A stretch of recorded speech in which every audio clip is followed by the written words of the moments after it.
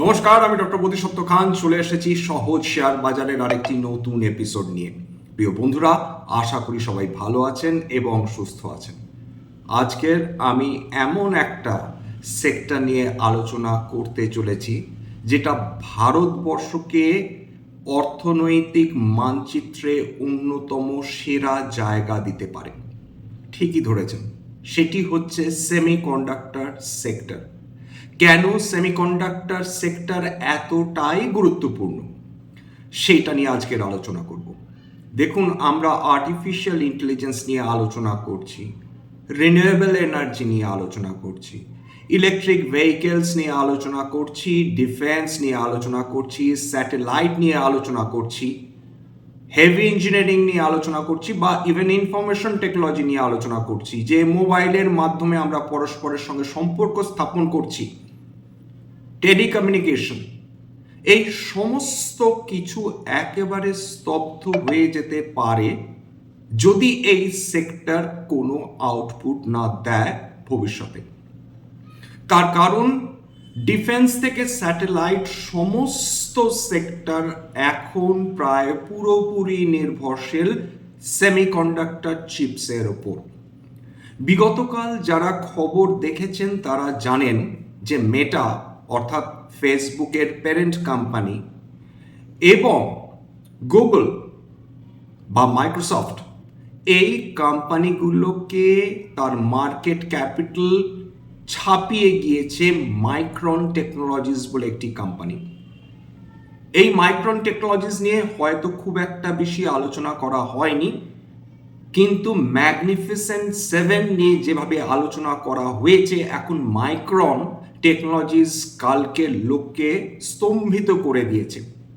বিগতকাল United স্টেটসের মার্কেটে micron টেকনোলজিসের শেয়ারের দর 15.5% উপর বৃদ্ধি পায় এবং কেবলমাত্র 2026-এ এই স্টকটার 330% উপর অ্যাপ্রিসিয়েশন হয়ে গিয়েছে। কি করে এই কোম্পানিটি? বিশ্বের সবচেয়ে বড় এবং অন্যতম উৎকৃষ্ট মানের সেমিকন্ডাক্টরস তৈরি করে এই মাইক্রন টেকনোলজিস, এবং বিশেষজ্ঞরা তারা নিশ্চিন্তভাবে বুঝতে পারছেন যে যেভাবে সেমিকন্ডাক্টর ডিমান্ড তৈরি হচ্ছে বিশ্বজুড়ে, তার কারণটাই আমাদের ভবিষ্যতের সেক্টরগুলো সম্পূর্ণভাবে এদের ওপর নির্ভরশীল। যেভাবে তাইওয়ানের টিএসএমসি রয়েছে, ঠিক সেইভাবে হাতে গোনা কয়েকটা দেশ রয়েছে যারা সেমিকন্ডাক্টর চিপস তৈরি করে বা ফ্যাব্রিকেশন করে বা ওস্যাটের ব্যবস্থা করে রেখেছে বা 3D গ্লাসেস তৈরি করে। ভারতবর্ষ এই মানচিত্রে চলে এসেছে। ভারত সরকার বিগত কয়েক বছর ধরেই সেমিকন্ডাক্টরের ওপর দারুণ জোর দেওয়া শুরু করেছেন। তার জন্যে ইন্ডিয়া সেমিকন্ডাক্টর মিশন তারা চালু করেছেন। প্রথমে ইন্ডিয়া সেমিকন্ডাক্টর মিশন 1 ছিল, এখন সেটা ফার্দার প্রোগ্রেস করে ইন্ডিয়া সেমিকন্ডাক্টর মিশন 2-তে রূপান্তরিত হয়েছে। ভারত সরকারের এখন একমাত্র লক্ষ্য কিভাবে যে তাইওয়ানের মতন দেশগুলোর ওপর ডিপেন্ডেন্স কমানো সম্ভব হয়। তার কারণ তাইওয়ানের প্রতি যেভাবে বিষ নজর রয়েছে চায়নার, এবং যেভাবে বোঝা যাচ্ছে যে ছোট ছোট দেশকে বড় দেশগুলো যে কোনো মুহূর্তে গিলে ফেলতে পারে, একই সম্ভাবনা রয়েছে তাইওয়ানের ক্ষেত্রে। এবং বিশেষত জাপান, দক্ষিণ কোরিয়া, তাইওয়ান প্রায় একই বলয়ে অবস্থিত বলে সেমিকন্ডাক্টর চিপস অ্যাভেলেবিলিটির ওপরও দারুণ চাপ পড়ছে। কোভিড পরবর্তী সময় বা ঠিক কোভিডের সময়কালে সবাই বুঝতে পেরেছিলেন যে কিভাবে সেমিকন্ডাক্টর চিপস যদি ঠিক ঠিক সময়ে সরবরাহ না করা সম্ভব হয়, তাহলে সামগ্রিকভাবে একটি দেশের অর্থনীতির ওপর দারুণ চাপ পড়তে পারে, তার ইনফ্রাস্ট্রাকচার ডেভেলপমেন্টের ওপর দারুণ চাপ পড়তে পারে, তার ভবিষ্যতের সেক্টরগুলোর উপর দারুণ চাপ পড়তে পারে। মাননীয় ভারত সরকার সেটা উপলব্ধি করে এই ইন্ডিয়া সেমিকন্ডাক্টর মিশন চালু করেন। এই মাইক্রন টেকনোলজিস যারা অতি উন্নত মানের সেমিকন্ডাক্টর চিপস তৈরি করে, তারা দেখিয়ে দিচ্ছে যে ভবিষ্যতে কিভাবে প্রত্যেকটি সেক্টর তারা উন্নত মানের সেমিকন্ডাক্টরসের ওপর সম্পূর্ণভাবে ডিপেন্ডেন্ট হয়ে পড়বে। এবং ঠিক এই কারণে ভারত সরকার অতি সত্বর অতি দ্রুত যাতে দেশের বিভিন্ন কোম্পানিগুলো তারা সেমিকন্ডাক্টর ফ্যাব্রিকেশন বলুন বা ওস্যাট বলুন সেইটা যাতে অতি দ্রুত চালু করতে পারে, সেইটা কিন্তু বিগত 3-4 বছর ধরে লিটারালি অত্যন্ত হাই স্পিড ব্রেকনেক স্পিডে কাজ চলছে। এইবার চলে আসি আমাদের আলোচনার আরেকটি অংশ, অর্থাৎ যে অংশে আমরা আলোচনা করব ভারতবর্ষে সত্যি সত্যি এমন কোনো সেমিকন্ডাক্টর কোম্পানি রয়েছে কি, অথবা সম্পূর্ণভাবে পিওর প্লে সেমিকন্ডাক্টর কোম্পানি যারা কেবলমাত্র সেমিকন্ডাক্টর নিয়েই কাজ করছে সেটা নিয়ে আলোচনা করব। এছাড়া এমন কিছু কোম্পানি নিয়ে আলোচনা করব যারা কেবলমাত্র বিভিন্ন সেক্টরে রয়েছে তা নয়, তারাও কিন্তু সেমিকন্ডাক্টর নিয়ে রীতিমতন সিরিয়াস কাজ করছে। আসুন আজকের আলোচনা শুরু করা যাক। দেখুন, আমাদের ভারতবর্ষে যে কোম্পানিজগুলো রয়েছে সেগুলো মূলত 4টে ভাগে ভাগ করা যেতে পারে, অর্থাৎ যারা সেমিকন্ডাক্টর সেক্টরে অপারেট করছে। একদল কোম্পানি রয়েছে যারা ওস্যাট বা এটিএমপি নিয়ে কাজ করছে। 2 নম্বর যারা চিপ ডিজাইনস নিয়ে কাজ করছে। 3 নম্বর ইএমএস এবং সেমিকন্ডাক্টর নিয়ে যারা কাজ করছে। 4 নম্বর যারা ডিফেন্স ইলেকট্রনিক্স নিয়ে কাজ করছে। কিন্তু একটা কথা মাথায় রাখতে হবে যে যে কোম্পানিজগুলোকে নিয়ে আলোচনা করব সবসময় আপনাদের সেবি রেজিস্টার্ড ইনভেস্টমেন্ট অ্যাডভাইজারের পরামর্শ নেওয়ার চেষ্টা করবেন বা নিজের রিসার্চ করবেন, কারণ খুব সম্ভব যে যে কোম্পানিজগুলোকে নিয়ে আলোচনা করব তাতে হাই ভ্যালুয়েশন এবং এক্সিকিউশন রিস্ক থাকতে পারে বা অর্ডার বুক নিয়েও কিন্তু প্রশ্ন থাকতে পারে। এইটুকুনি বলা যেতে পারে ভারতবর্ষে সেমিকন্ডাক্টর রেভলিউশন শুরু হয়েছে জাস্ট। হ্যাঁ, অনেকেই প্রশ্ন করবেন যে যখন বিশ্বের সবচেয়ে প্রসিদ্ধ দেশগুলো অলরেডি সেমিকন্ডাক্টর নিয়ে কাজ শুরু করেছে তখন ভারতের এই মুহূর্তে অবস্থান কি। ভারতবর্ষ এই ক্ষেত্রে যেটি করছে সেটাকে টেকনোলজিক্যাল টার্মিনোলজি অনুযায়ী বলা হয় লিপফ্রগিং, অর্থাৎ শুরু থেকে শুরু নয়, তারা টেকনোলজির মাধ্যমে তারা লিপফ্রগিং করে, অর্থাৎ বেশ খানিকটা এগিয়ে গিয়ে উন্নততর টেকনোলজি ব্যবহার করে এই ধরনের সেমিকন্ডাক্টর সেক্টরে তারা কাজ করা শুরু করেছে। এর সঙ্গে এটাও মাথায় রাখতে হবে যে সমস্ত কোম্পানি তারা এনভিডিয়া হয়ে উঠতে পারে না, হয়তো বা হওয়ার চেষ্টাও করবে না। সুতরাং হাইপ না ফ্যাক্ট বেস্ট আমাদের আলোচনা করতে হবে। এর মধ্যে এটাও বুঝতে হবে যে বিজনেস কোয়ালিটি কীরকম, এবং এর সঙ্গে সঙ্গে যেটা অলরেডি আগে বললাম যে ভ্যালুয়েশন এবং তার এক্সিকিউশন ক্যাপাবিলিটি, এটার ওপরই কিন্তু ভবিষ্যতের ওয়েলথ ক্রিয়েশন সম্পূর্ণভাবে ডিপেন্ডেন্ট হবে। এবার চলে আসি ভারতবর্ষের সেই কোম্পানিজগুলো যারা রীতিমতন সিরিয়াসলি কাজ করছে সেমিকন্ডাক্টর সেক্টরে। হয়তো আমরা সবসময় এই ধরনের কোম্পানিজ নিয়ে আলোচনা করি না, কিন্তু এই লিস্টটা দেখলে বুঝতে পারবেন যে এই কোম্পানিজগুলো ঠিক কোন এরিয়াতে অপারেট করে। প্রথম নাম আসে কেইনস টেকনোলজি। এরা ভারতবর্ষের সবচেয়ে শক্তিশালী লিস্টেড সেমিকন্ডাক্টর ম্যানুফ্যাকচারিং বা ওস্যাট প্লে কোম্পানি হিসেবে পরিচিত। 2 নম্বর ক্রম্পটন গ্রেভস পাওয়ার এবং ইন্ডাস্ট্রিয়াল সলিউশনস। এই একটি কোম্পানি 2020 সালের পর 100 গুণ বৃদ্ধি পেয়েছে, অর্থাৎ 100 ব্যাগার যদি বলেন সেটা এই কোম্পানি। এরা কি করছে, এরা রেনাসা বলে একটি কোম্পানি রয়েছে যার সঙ্গে ওস্যাট পাওয়ার ইলেকট্রনিক্সে কাজ করে চলেছে। 3 নম্বর মসচিপ টেকনোলজিস, ভারতবর্ষের একমাত্র listed pure play fabless chip design করে থাকে এই কোম্পানি, কিন্তু এটা যেহেতু একটি মাইক্রোক্যাপ কোম্পানি এতে হাই রিস্ক রয়েছে ডেফিনেটলি, এটা আগে বলে দেওয়া ভালো।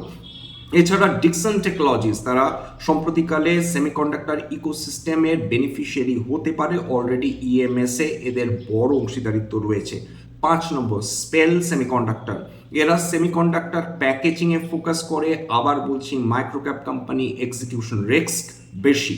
6 নম্বর যে কোম্পানিটাকে অধিকাংশ মানুষ আইটি কোম্পানি হিসেবে ভুল করেন, কিন্তু এটা মোটেই আইটি কোম্পানি নয়, সেটা হচ্ছে টাটা এলএক্সআই। যদিও আইটি কোম্পানির পতনের সঙ্গে সঙ্গে এই কোম্পানিটা বড় পতন এসেছে। এরা ভিএলএসআই এবং চিপ ডিজাইন সার্ভিসে অত্যন্ত শক্তিশালী একটি কোম্পানি, যদিও এটাকে পিওর প্লে সেমিকন্ডাক্টর কোম্পানি বলা চলে না। 7 নম্বর ভারত ইলেকট্রনিক্স লিমিটেড। এই কোম্পানিটার নাম কারো কাছে এখন অপরিচিত না। সাংঘাতিক বড় কোম্পানি, অত্যন্ত শক্তিশালী কোম্পানি, অত্যন্ত ভরসার কোম্পানি, সরকারি কোম্পানি, ডিফেন্স ইলেকট্রনিক্স এবং সেমিকন্ডাক্টর এক্সপোজার আছে, কিন্তু এটার মূল ব্যবসা ডাইভার্সিফাইড। এছাড়া রয়েছে এসিএল টেকনোলজিস। ঠিকই শুনেছেন, আইটি কোম্পানি, যদিও কিন্তু খেয়াল করে দেখবেন যে যতগুলো মেজর আইটি কোম্পানিজ রয়েছে তার মধ্যে অপেক্ষাকৃত পতন হয়েছে, কম পতন হয়েছে এসিএল টেকনোলজিস, কারণ তারা অলরেডি কাজ শুরু করে দিয়েছে চিপ ডিজাইন সার্ভিসেস এবং তার জন্য তারা ফক্সকনের সঙ্গে জয়েন্ট ভেঞ্চারে নেমে পড়েছে। এছাড়া বেদান্ত, যদিও বেদান্ত এখন এক্স্যাক্টলি কত দূর নিজেদের ফ্যাব অ্যাম্বিশনকে এগোতে পেরেছে সেটা নিয়ে এখনো বড় প্রশ্ন রয়েছে, সম্পূর্ণ তথ্য এখনো পাওয়া সম্ভব হয়নি, কিন্তু এদের হাই এক্সিকিউশন রিস্ক রয়েছে। এছাড়া ASM technologies niche semiconductor engineering services provide করে থাকে, একটি small cap company, execution risk হওয়ার সম্ভাবনাই বেশি। তাহলে যদি শুধুমাত্র পিওর প্লে সেমিকন্ডাক্টরস দেখি, সেক্ষেত্রে 5টা কোম্পানির কথা আমাদের বলতে হবে। 1 নম্বর কেন্স টেকনোলজি, 2 নম্বর মসচিপ টেকনোলজিস, 3 নম্বর স্পেল সেমিকন্ডাক্টর, 4 নম্বর ক্রম্পটন গ্রেভস পাওয়ার, এর মধ্যে এর ভার্টিক্যাল রয়েছে ক্রম্পটন গ্রেভস সেমিকন্ডাক্টরস। এছাড়া 5 নম্বর এএসএম টেকনোলজিস। এছাড়া আরও 2টো কোম্পানি রয়েছে যাদের কথা না বললেই নয়। এর মধ্যে একটি কোম্পানিতে আপনারা দেখেছেন বিগত কয়েক মাসে প্রায় দ্বিগুণ করে ফেলেছে এদের স্টক প্রাইস, সেরমা এসজিএস টেকনোলজি। এরা সেমিকন্ডাক্টর মডিউলস তৈরি করার ব্যবসায় নেমেছে এবং ইএমএসে এরা অতি দ্রুত বৃদ্ধি ঘটাচ্ছে। এছাড়া সায়েন্ট, এরা সেমিকন্ডাক্টর ডিজাইন সার্ভিসে ধীরে ধীরে এদের উপস্থিতি বাড়াচ্ছে।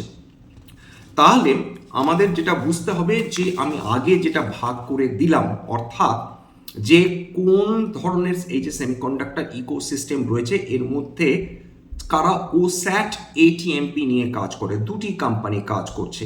একটা হচ্ছে কেন্স সেমিকন, যেটা কেন্স টেকনোলজির অন্তর্গত কেন্স, এবং 2 নম্বর হচ্ছে ক্রম্পটন গ্রেভস পাওয়ার। চিপ ডিজাইনে মূলত যারা কাজ করছে, এক হচ্ছে মসচিপ, 2 নম্বর হচ্ছে টাটা এলেক্সি এবং 3 নম্বর হচ্ছে সায়েন্ট।